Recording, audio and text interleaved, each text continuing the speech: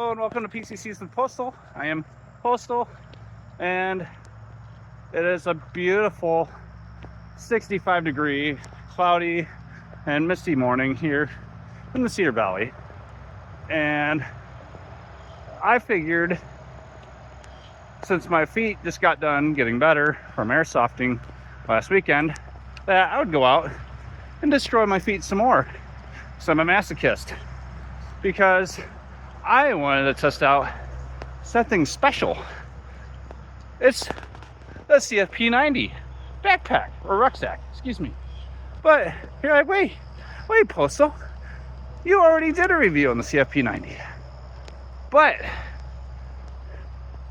I did something special to the CFP-90. What did I do? I don't know if you can really see, put it on an Alice pack frame. And so far, initial thoughts, it's like an Alice pack. It was easy to get on, centered really easily, felt really natural putting on. I didn't feel awkward at all putting it on with body armor. Yeah, I just felt like putting on an Alice pack. It's like wearing a giant Alice pack. So I'm just gonna keep walking. I just started this march, or ruck, whatever you want to call it, doing 6.5 miles as usual. Kind of get my bearings, see how I like this, and I'm gonna come up with more thoughts, and just kind of make up stuff as I go. So my initial thought so far is, yeah, it feels just like an Alice pack. I'm very familiar with Alice packs. It was literally my first ruck. Was issued in basic training back in late 2000, or excuse me, correction, early 2007 when I first went to basic. We had Alice gear when I was in basic. They had not started issuing out Molly stuff yet. So we had Alice rucks, we had pistol belts with canteens and all that stuff. So I'm still very familiar with Alice stuff. And it's just what it feels like. It just feels like an Alice pack. A giant woodland Alice pack. It's literally, the way I would describe it, it's the large woodland Alice pack that we never had, because they never made one. They only made medium woodland Alice packs. So it's literally what it is. It's what it feels like.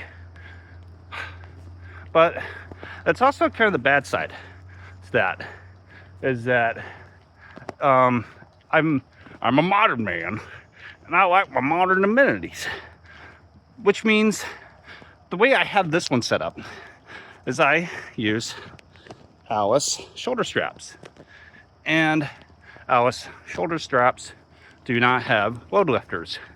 The CFP-90 originally had load lifters. If I were to keep and utilize the original CFP-90 shoulder straps, if I would have cut them up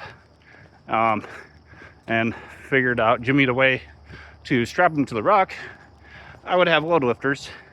But that is destroying a part that is becoming increasingly uncommon. So I didn't want to do that. I figured I would just go ahead and use Alice shoulder straps. And that's a slight detriment. I mean, if you're used to using Alice shoulder straps, that's all fine and dandy. But I like to have adjustable load lifters. So methinks I'm gonna finagle myself a pair of woodland Molly 2 shoulder straps, and kind of do like a hybrid Hellcat mod thing, and see if I can't get those shoulder straps attached to this frame and then attached to the shoulder straps, because it still has kind of hard to see, but it still has the mounting points on the bag for the load lifters. So if I can just get some shoulder straps on there and weave those guys in through the load lifters, boom, or load lifter points, boom, I'd have load lifters again. So that is my thought. I think that's going to be my next step with this ruck. Comment and see what you think about that idea. I think it would work.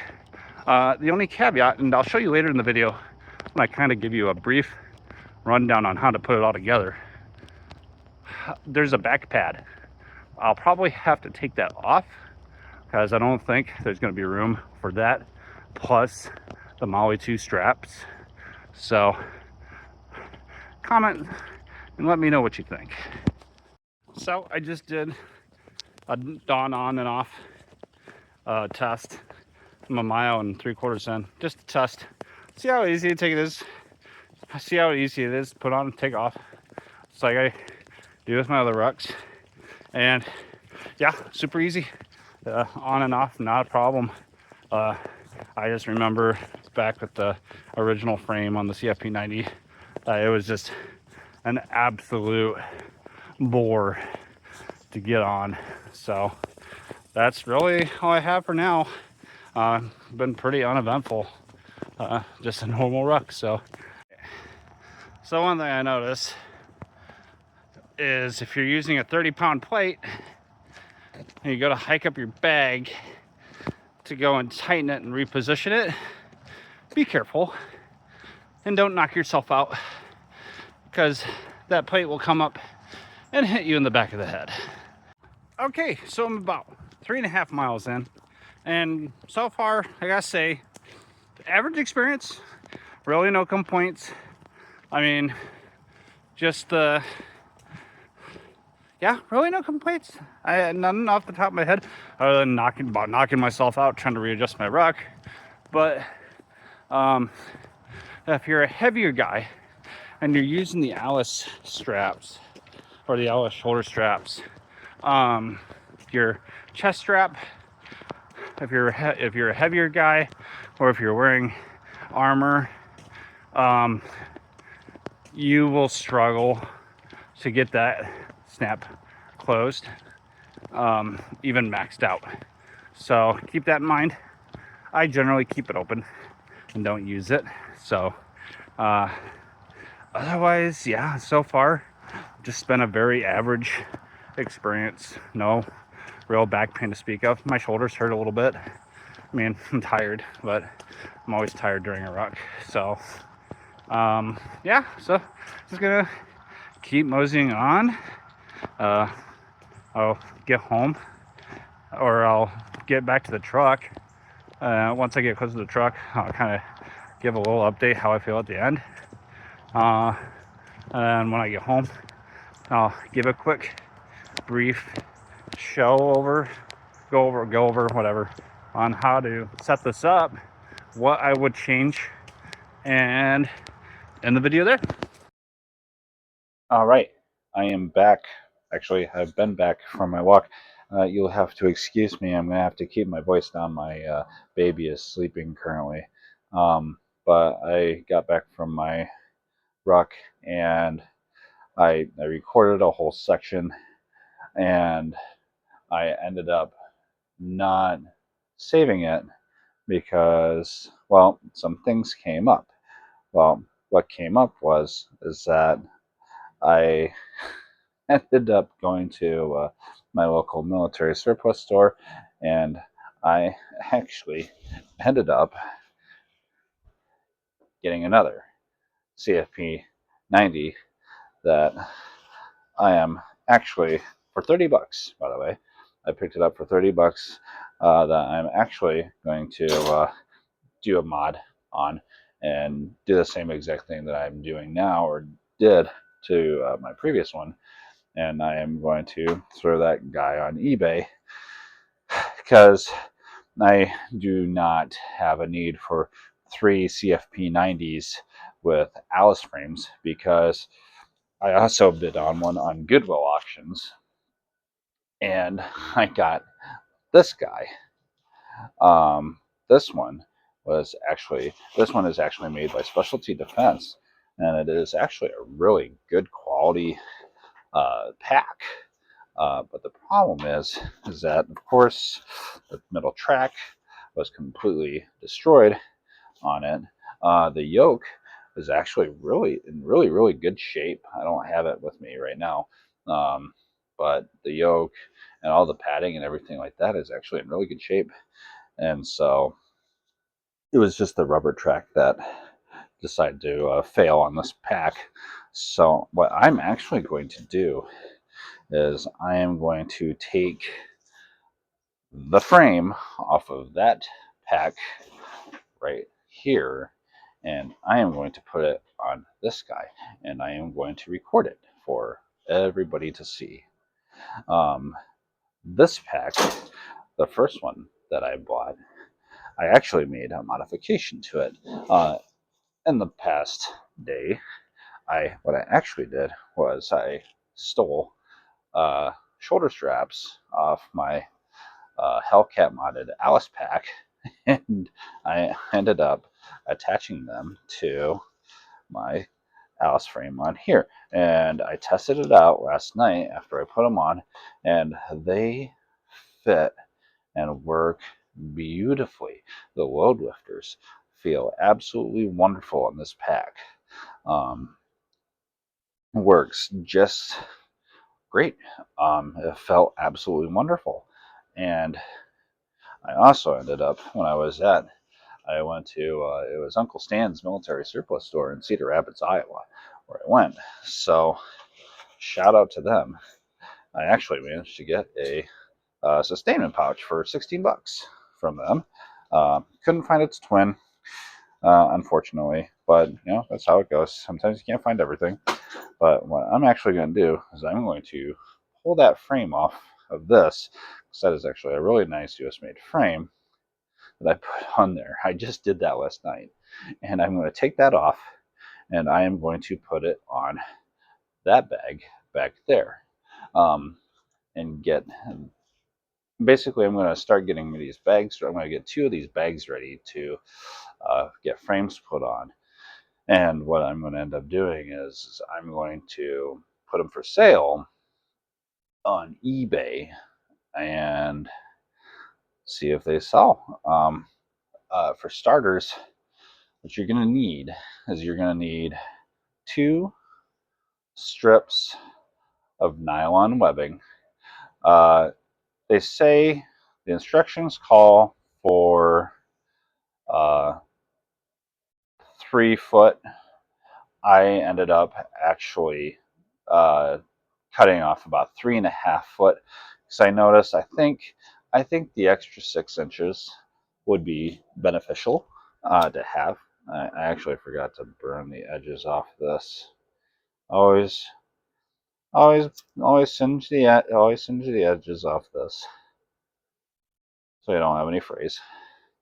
But yeah, you're gonna need those 2 guys, and you're gonna need 4 of these slide locks.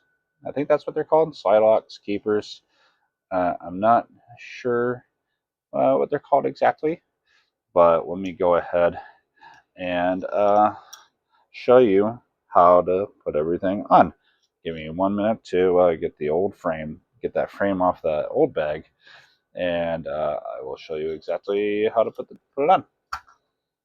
All right, so here I have my frame, and I got it completely taken off. Basically, you want to put it on just like how you would normally put on it for a Hellcat mod or whatever they call it. Let me pull up the ruck, and let me get my 2 pieces of nylon, and I will show you how to thread those in. I'm going to have to do it like this because there's not really a good way to get a good angle on how to show you how these are supposed to go in. So what you do is you're going to want to move that out of the way, and you're going to want to thread. 1 second here. Okay.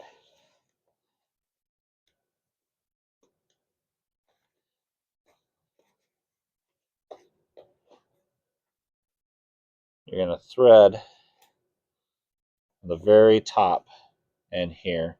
And you're going to thread it all the way to, I think, about here.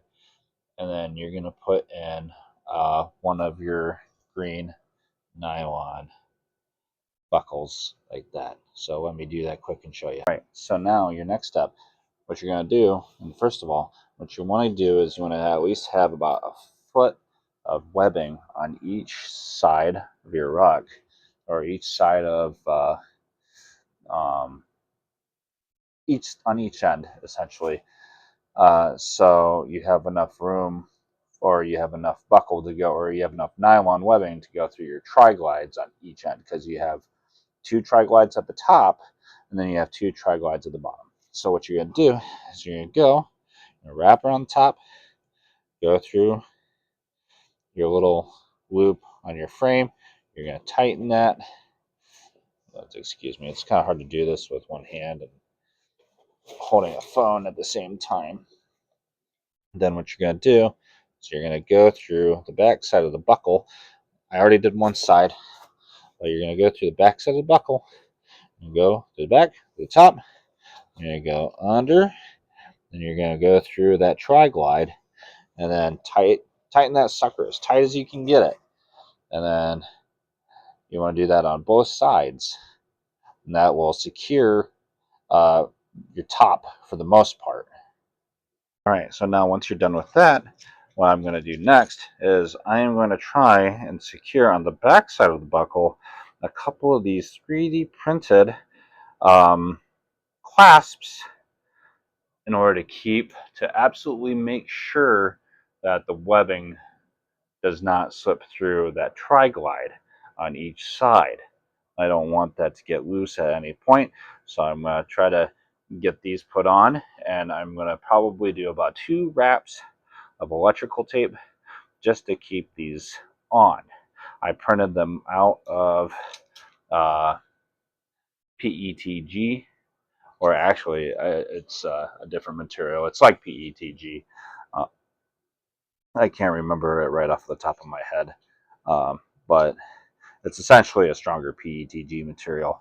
So I'm going to put these guys on and show you how I did it. All right, so I put them right after the tri-glides, so there should be no movement in that strap whatsoever. It is on there, and it is going absolutely nowhere. All right, so now we got those on. What we're going to do is we're going to take the strap, we're going to go over the top of this metal section of the frame, and we're going to go back underneath, and then we're going to go all the way to the end, and we're going to come out. Well, we're going to come out probably, I think it's about right here, and then we're going to put on another tri-glide, and then we're going to wrap up, or come up, wrap around the other side, go through the tri-glide, and then go back. I will do that quickly, and I will show you exactly how I did it. All right, now I got that done. So I went underneath. There will be an empty section right here that you'll just keep on going underneath, and you'll come up, or you'll come out the back, and then you'll come up and around, and then make sure right away when you come out the first time, make sure you put on that tri-glide, and then when you come up and around, loop back through that tri-glide again, come through, and then if you want, you can take electrical tape. Like I said, I used those clips that I 3D printed. I put a couple of those guys on, and you are now 90% secure to the rock. There is one more thing that you should do, that you need to do before you are completely secure. Actually, there's a couple things. One, you'll want to secure or grab some 550 cord, and you'll want to secure it right here. I'll show you how to do that quick.